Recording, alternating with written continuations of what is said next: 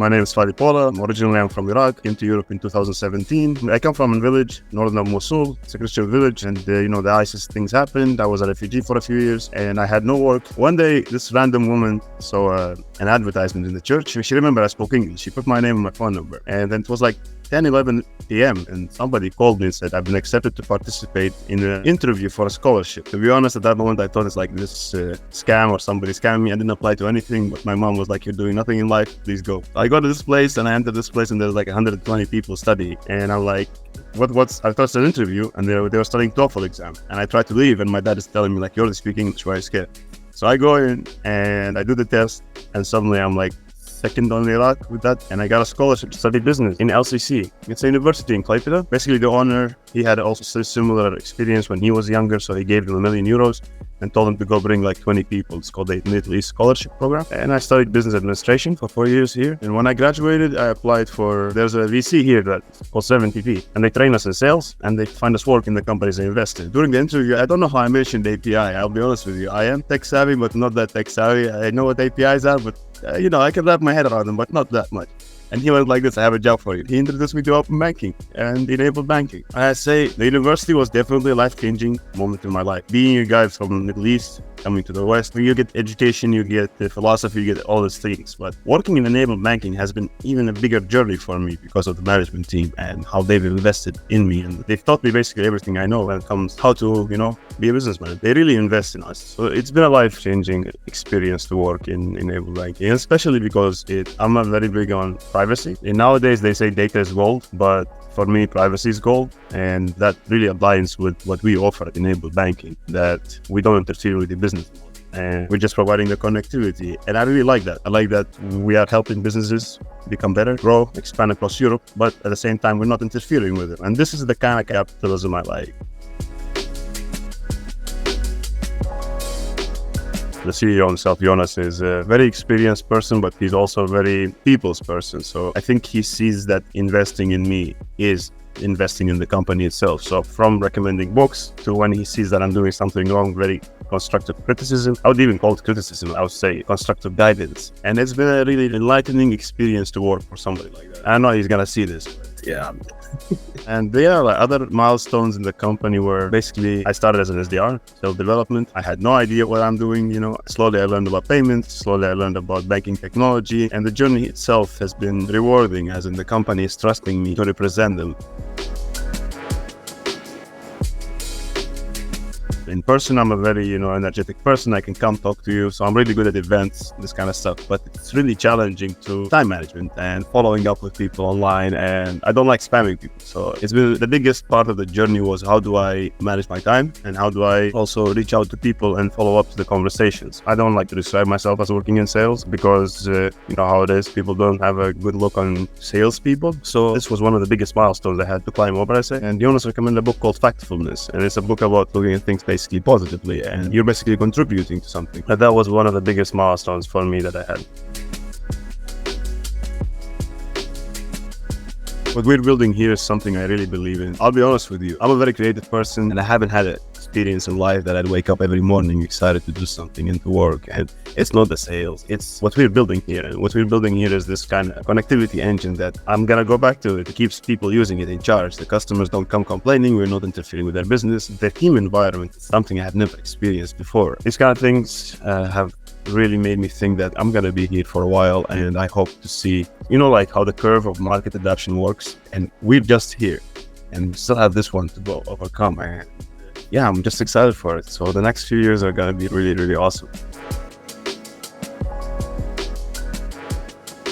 Our company culture focuses on growth and the growth mindset kind of approach. So that you have a problem, try to fix it. If you don't hesitate to ask. Questions are very, very welcome. I'll give you an example. There is the FX use case of open banking, and I've been trying to wrap my head around that one for at least I would say 4 months now. And like every single Monday, I ask them the same questions. Could you please explain it again? And they do explain it again. I'm telling you, I've asked that question over 20 times and they have not got bored of answering it. And it's really, like this is the kind of thing that, I kind of feel stupid, but I think there's people supporting me. Surrounding yourself with smarter people, it's been the peak of this journey.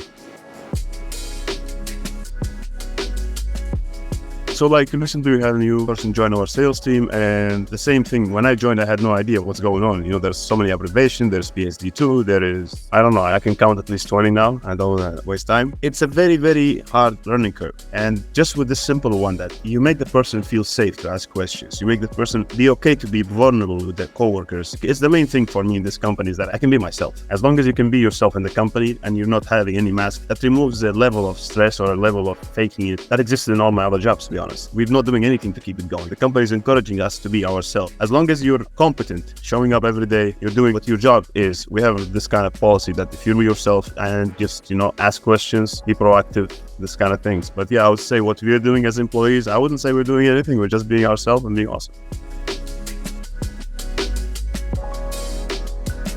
I had no idea what open banking is, but I really, really suck at managing my finances. So I had the experience with a few personal finance management apps back in the 2017, 2018. And the main problem with these apps that you have to upload data manually. For instances, you have to take pictures of your receipts, etc. So when I came in contact with the concept of open banking, it was a really interesting idea that following the GDPR, the European Commission made it possible for me to get a way to deliver my data from the bank to third-party apps securely while nobody's interfering with that. And that's where I started. And then later on, I realized how many use cases there is and how this simple mechanism of delivering data securely from the banks can open up the door to 30 different verticals to expand their businesses. Firstly, across Europe. Secondly, remove so many manual processes. We're in the API age, and it doesn't make sense for your CFO to go upload bank documents every now and then. This is one side. The other side is the loans. So as I mentioned, I'm from Iraq. Also, European people who are just moving between countries. You suddenly see yourself in a different country and you don't have any credits. You don't have any credit in the new country. You didn't build anything, and applying for a loan in this kind of environment is hard. So open banking really solves a big problem for you. You can just log to the loan provider with your bank in your original country.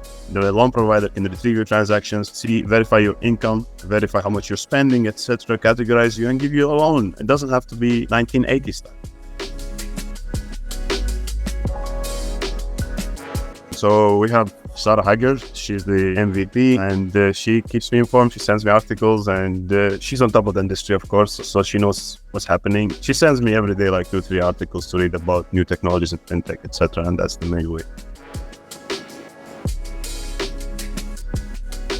What really intrigues me is that card processing fees. This is 1 to 3% of the entire European economy is being gone just for processing the payment. If I give you now 50 euros in cash, you're keeping the entirety of the 50 euros. If I send you 50 euros, there's a percentage of it just disappeared. And this is kind of reducing our economical output as a continent. And seeing here in Lithuania that open banking payments have been adapted to cinema tickets, train tickets, everything basically that they with open banking. And these are not percentage, they are just flat fee. I think this is going to boost the European economy in a way that we haven't yet seen, because it's going to open up the door for more innovation. Like there is business, 50% of their margins are just gone for card processing fees. So this is going to give the rise to some really new, interesting industries.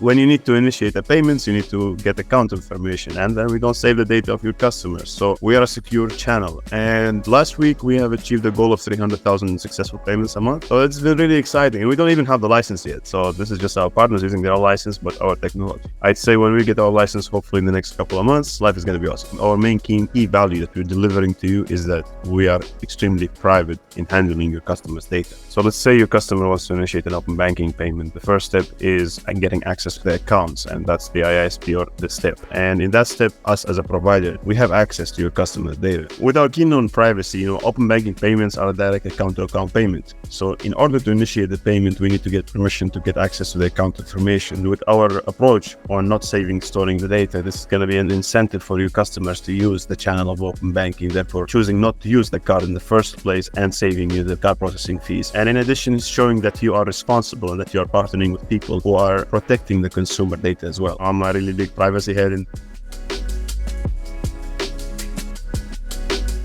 coming to Europe has been eye-opening in so many ways, I'd say, but one of the biggest ones is the trees, the nature, and that's something that's missing. And I remember my grandfather would be telling me about all the trees that existed just 50, 60 years ago. And the continuous war for the last half a century has basically wiped out 99% of the trees, birds, wildlife, etc. in Iraq. And Iraq is like really big. It's about 400,000 kilometers. Me growing there and me being a refugee there, I saw so many initiatives to grow trees, and they come, they plant the trees, they take pictures, and they go. And then some farmer comes with the goats, eat the trees, and there's no more trees. I've been on this journey trying to figure out how can I go plant trees but not maintain it until it's grown enough. Like when you plant a tree, you need to at least help it 5 years and can maintain itself. And being an economic major, I realized that it has to have an economic impact. So if you plant an olive tree, the farmer is going to be like, that's going to generate for me money in the future. That doesn't make sense to let the herd go there. So with partnering with farmers who are doing mono agriculture, and also mono agriculture is really damaging the environment with all the pesticides, with everything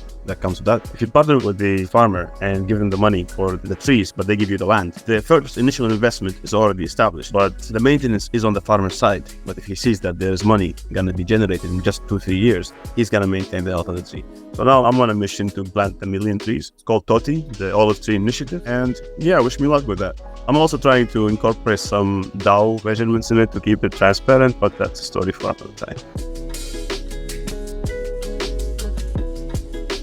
The only reason I'm starting TOTI and the Olive Tree Initiative is Jonas, Sarah, the team. They're super supportive, and they're the people telling me to go push it. This is a good idea, and just so you shouldn't focus all your energy at work. Always build something else. And yeah, I would say 100%. I would not have done this if it wasn't for the culture of the company of making me believe in myself.